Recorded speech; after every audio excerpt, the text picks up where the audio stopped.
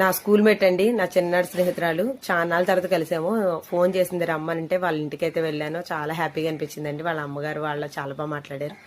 మా వాళ్ళందరూ తెలుసట, మా అత్తయ్య గారు మా మామయ్య గారు అందరూ తెలుసంట. చాలా బాగా మాట్లాడారు. నాకు ఆశ్చర్యం వేసింది, ఓహో తెలుసా అయితే నేను. ఒకే ఊరు కదండి, అంటే స్కూల్ ఎదురుగమాట. స్కూల్ ఒక రోజు అయితే మీకు వీడియో అంతా ఫుల్గా పెట్టి చూపిస్తానండి. మా ఫ్రెండ్స్ అందరిని తీసుకుని వెళ్ళి చాలా హ్యాపీగా అనిపించింది. ఇక్కడ పాదులు పెట్టాం కదండి, ఎప్పటి నుంచో చెప్తున్నాను కదా. పాదులు అయితే వచ్చేస్తాయి. ఇంకా మా తోటికోళ్ళు కర్రలో చెద పట్టకుండా ఉంటాకి ఎలా పెట్టాలి, తొందరగా పడవ కర్రలు అయితేనండి కవర్లో పెట్టి మరీ పెడుతుందండి. మీలో ఎవరికైనా యూజ్ అవుద్దామో అని వీడియో పెడుతున్నాను, ఒకసారి చూసేయండి.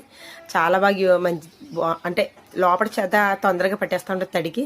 అలా చెద పట్టకుండా ఉంటే ఇలా కవర్లు తొడిగి గొయ్యిలో పెడితే, గొయ్యి తీసిన దాంట్లో పెడితే చెదలు తొందరగా పట్టవు, కర్ర చానాల వరకు ఉంటుందని చెప్పిందండి.